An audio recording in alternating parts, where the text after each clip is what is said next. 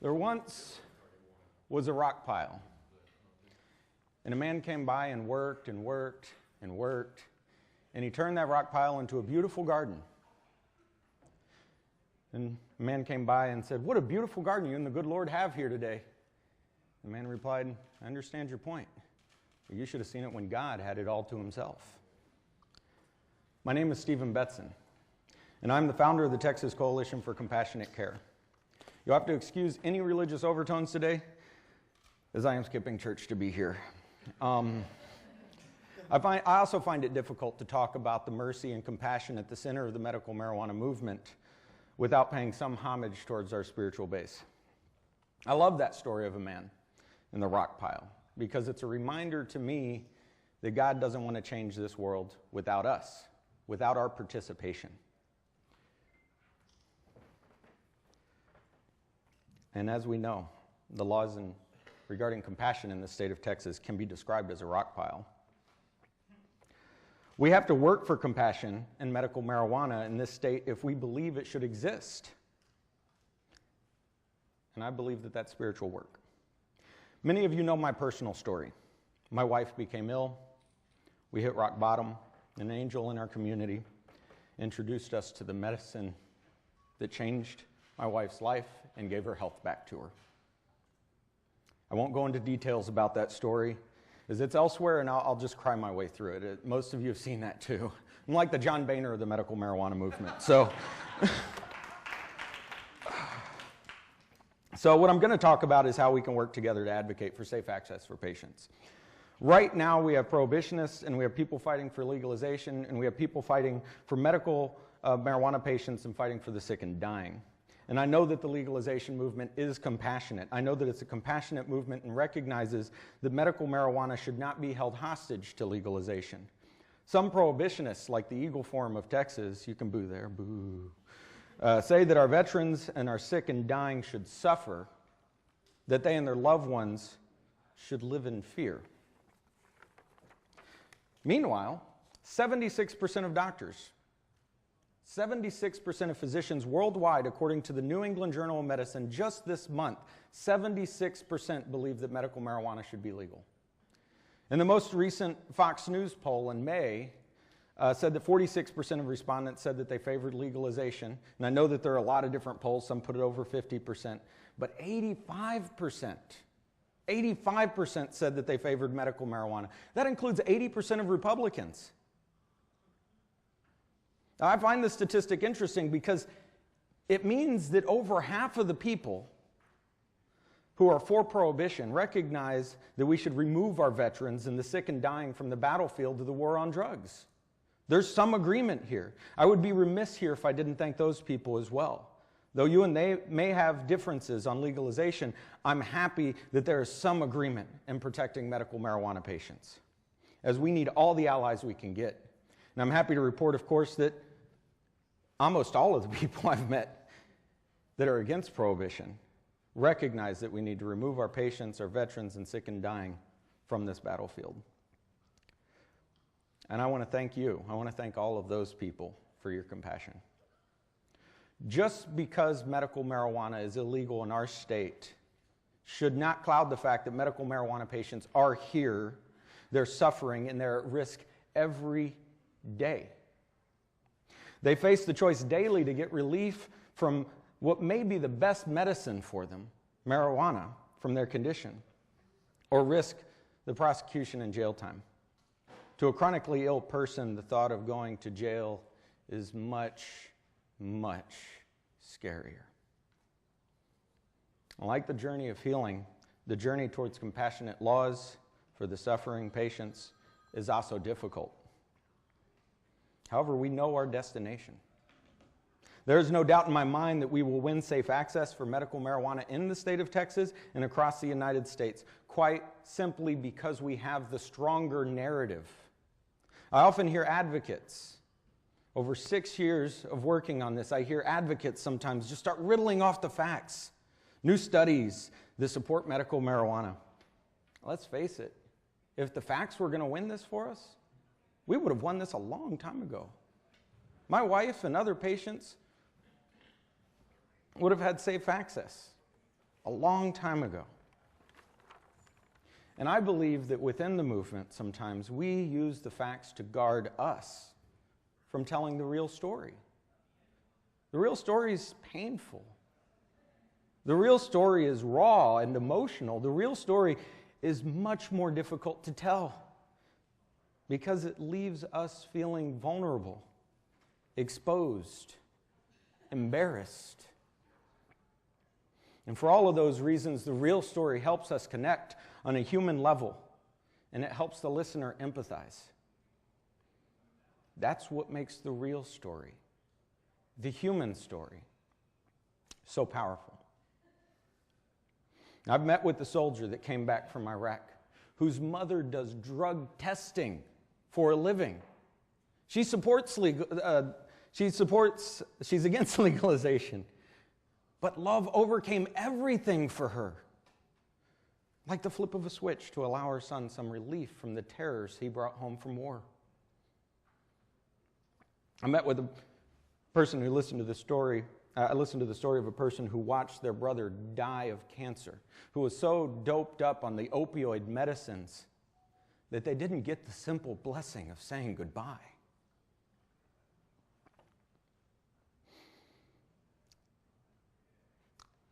It's time that we break down our walls. The facts have been overwhelming for a long time.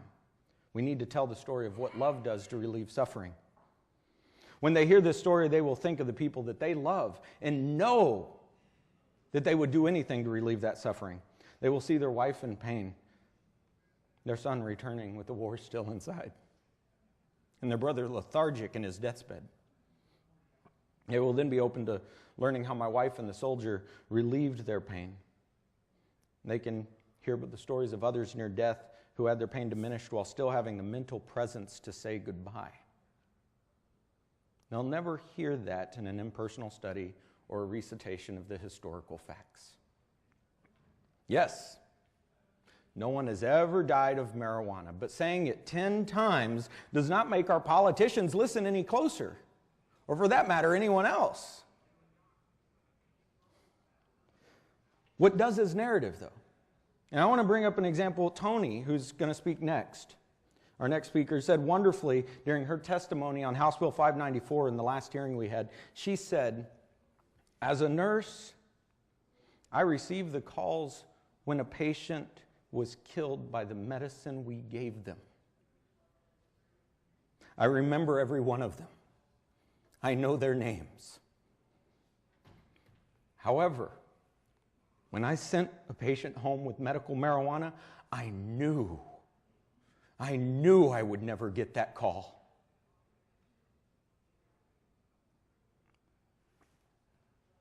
This is putting skin and bones on the same fact. Narrative gives it life. So for the same reason that our narrative is important, our dialogue on this issue is also important. In your work and advocacy for legalization, you are in a unique position to help our movement and the medical marijuana patients in our state. You've heard the stories. You know that medical marijuana changes lives, and you can let people know this is a serious issue. Medical marijuana is not a joke. When we allow it to be a laughing matter, it makes it so much harder for our patients to be taken seriously when giving their stories. We've all heard this as a joke. We used to laugh at it too. Before we experienced it firsthand and saw that it only continued the suffering of our patients and veterans, it's not funny. It's not funny that my friend Tim Timmons died, a criminal in this state, because he wanted to sleep at night. He wanted some relief from his pain. It's not funny. It's not funny that Karen Henkela died a criminal in this state after her fight with cancer. It's not funny that parents of children like young Cassie and others, it's not funny that for trying to give their child doctor-approved medicine, that they are targeted for their courageous love. It's just not funny. When you hear medical marijuana as a big joke, you can speak up. Let people know about patients. Let them know the narrative about the people on their deathbed. Let them know that medical marijuana is no laughing matter. It is not a joke.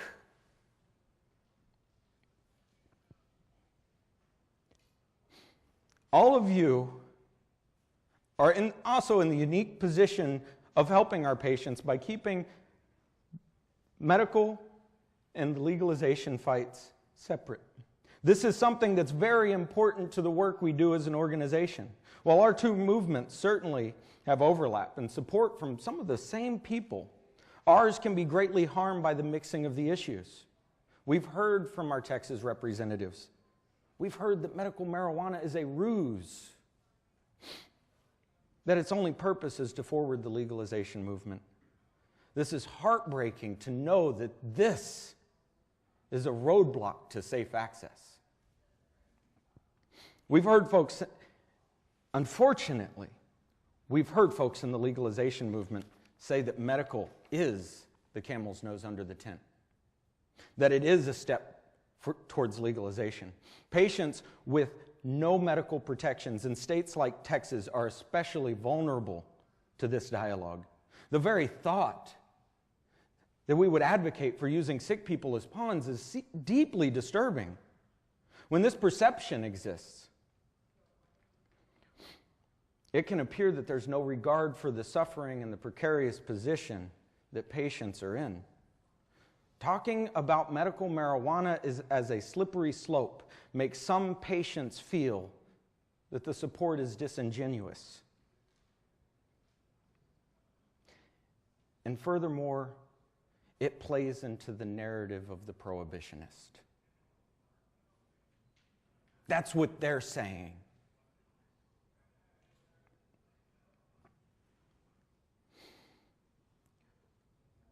I know from meeting you, I know from meeting legalization advocates like yourselves that this is not true. I know that you care.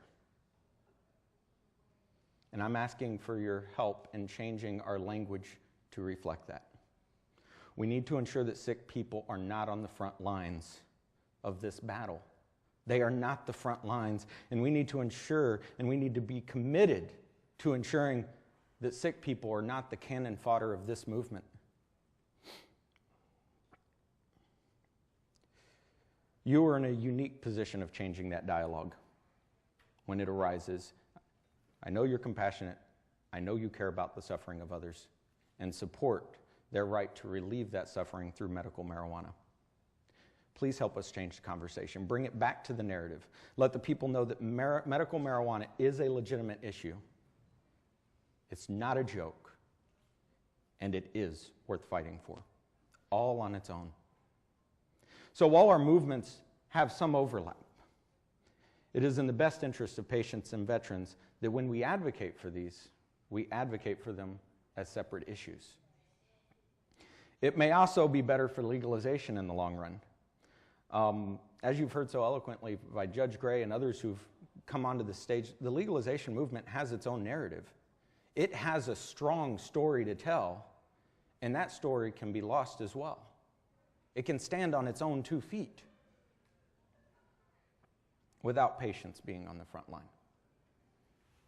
NORML and other legalization organizations like the Marijuana Policy Project, Students for Sensible Drug Policy, the Drug Policy Forum of Texas, have proven to be valuable allies in this fight that we share. Let's keep up the good work, and thank you for standing with medical marijuana patients.